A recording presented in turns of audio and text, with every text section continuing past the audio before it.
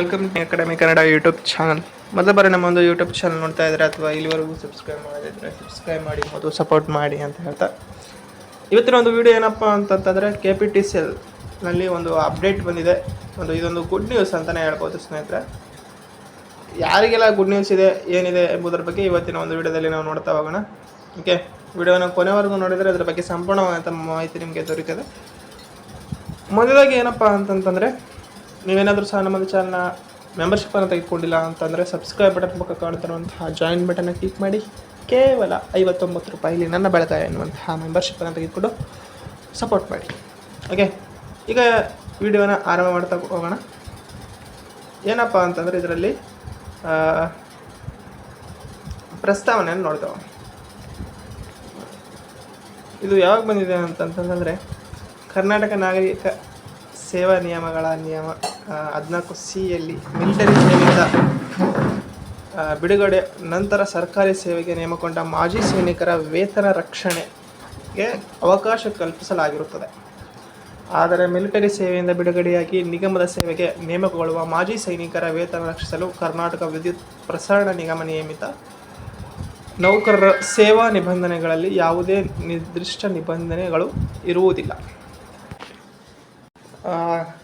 ಆದ್ದರಿಂದ ಕರ್ನಾಟಕ ವಿದ್ಯುತ್ ಪ್ರಸರಣ ನಿಗಮ ನಿಯಮಿತ ಮತ್ತು ಎಸ್ಕಾಂಗಳಲ್ಲಿ ನೇಮಕಾತಿ ಹೊಂದಿರುವ ಮಾಜಿ ಸೈನಿಕರು ಅಂತಂದರೆ ಈಗಾಗಲೇ ಕೆಲಸ ಮಾಡ್ತಾ ಇರುವಂಥವರು ಮತ್ತು ಕರ್ನಾಟಕ ನಾಗರಿಕ ಸೇವಾ ನಿಯಮದ ಪ್ರಕಾರ ಏನು ಮಾಡ್ತಾರೆ ಅಂತಂತಂದರೆ, ಅವರು ಕೊನೆಯದಾಗಿ ಪಡೆದ ವೇತನೆಗೆ ಗಣನೆಗೆ ತೆಗೆದುಕೊಂಡು ವೇತನ ರಕ್ಷಣೆಯನ್ನು ವಿಸ್ತರಿಸುವ ಮೂಲಕ ವೇತನ ಮರು ನಿಗದಿ ಮಾಡಲು ಏನು ಮಾಡಿರ್ತಾರೆ ಅಂತಂದರೆ ಕೋರಿರ್ತಾರೆ.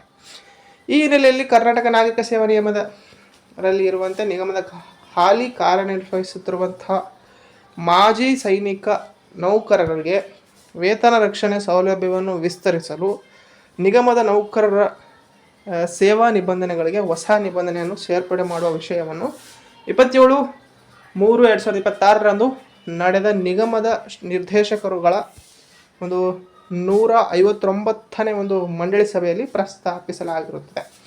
ಸದರಿ ಸಭೆಯಲ್ಲಿ ಕೈಗೊಂಡ ನಿರ್ಣಯದನ್ವಯ ಈ ಕೆಳಕಂಡ ಆದೇಶವನ್ನು ಏನು ಮಾಡಿರ್ತಾರೆ ಅಂತಂದರೆ ಹೊರಡಿಸಿದ್ದಾರೆ.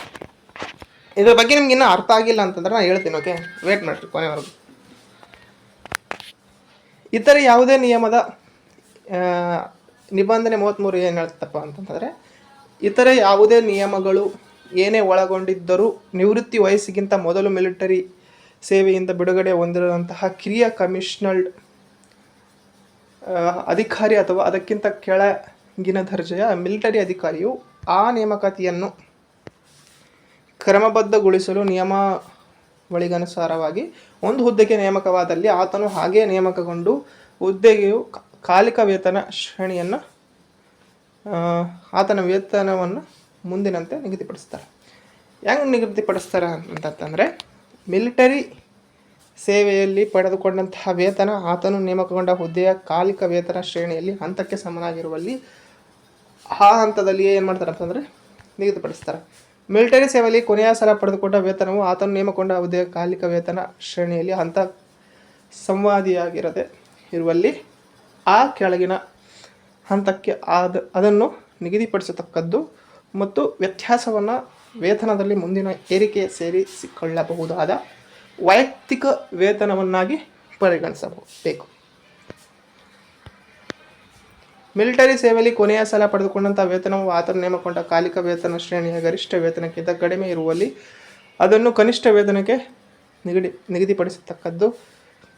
ಎಲ್ಲಷ್ಟು ನೋಡಿ, ಮಿಲಿಟರಿ ಸೇವೆಯಲ್ಲಿ ಕೊನೆಯ ಸಲ ಪಡೆದುಕೊಂಡಂಥ ವೇತನ ಶ್ರೇಣಿ ಆತನು ಕಾಲಿಕ ವೇತನ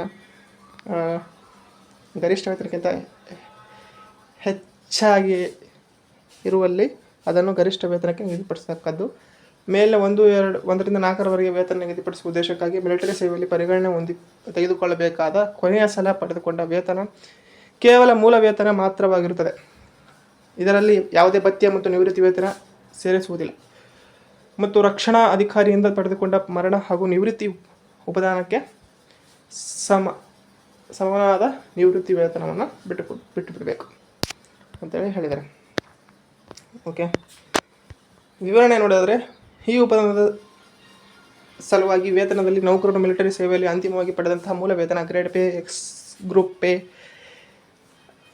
ಅವುಗಳನ್ನು ಒಳಗೊಳ್ಳುವುದು. ನಿಗಮದ ನೇಮಕಾತಿ ಮುನ್ನ ನೌಕರರು ಸಲ್ಲಿಸಿದ ಮಿಲಿಟರಿ ಸೇವೆಯ ಪಿಂಚಣಿ ಅರ್ಹತಾ ಸೇವೆಯನ್ನು ನಿರ್ಧರಿಸುವಾಗ ಗಣನೆಗೆ ತೆಗೆದುಕೊಳ್ಳಲಾಗುವುದಿಲ್ಲ ಅಂತ ಹೇಳಿದ್ದಾರೆ.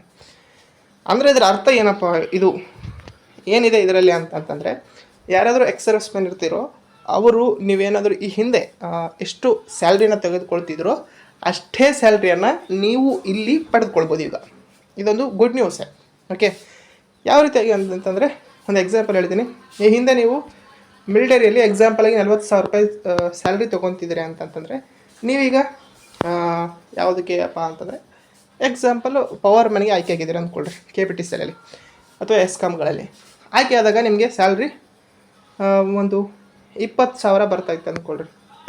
ಬಟ್ ಈಗ ನಿಮ್ಗೆ ಏನು ಮಾಡ್ತಾರೆ ಅಂತಂತಂದರೆ ಎಲ್ಲರಿಗೂ 20,000 ಇದ್ದರೆ ನಿಮಗೆ ಮಾತ್ರ ಮೊದಲು ಎಷ್ಟು ನಿಮ್ಮ ಈ ಹಿಂದೆ ಕೆಲಸ ಮಾಡುವಲ್ಲಿ ಎಷ್ಟು ತೆಗೆದುಕೊಂಡಿದ್ರು ಆರ್ಮಿಯಲ್ಲಿ ಅಷ್ಟೇ ಹಣವನ್ನು ನೀವು ಇಲ್ಲಿ ಪಡ್ಕೋಬೋದು. ಇದೊಂದು ಬದಲಾವಣೆಯನ್ನು ಮಾಡಿದ್ದಾರೆ. ಇದೊಂದು ಗುಡ್ ನ್ಯೂಸ್ ಅಂತ ಹೇಳ್ಬೋದು ಸ್ನೇಹಿತರೆ. ಇದು ಇವತ್ತಿನ ವಿಡಿಯೋ ಆಗಿತ್ತು. ಈ ವಿಡಿಯೋ ನಿಮಗೆ ಏನಾದರೂ ಇಷ್ಟ ಆಯಿತು ಅಂತಂದರೆ ಲೈಕ್ ಮಾಡಿ, ಶೇರ್ ಮಾಡಿ ಮತ್ತು ತಪ್ಪದೆ ಸಬ್ಸ್ಕ್ರೈಬ್ ಮಾಡಿ ಅಂತ ಹೇಳ್ತಾ ವಿಡಿಯೋ ಇಷ್ಟಕ್ಕಾಗಿ ಧನ್ಯವಾದ. Thanks for watching.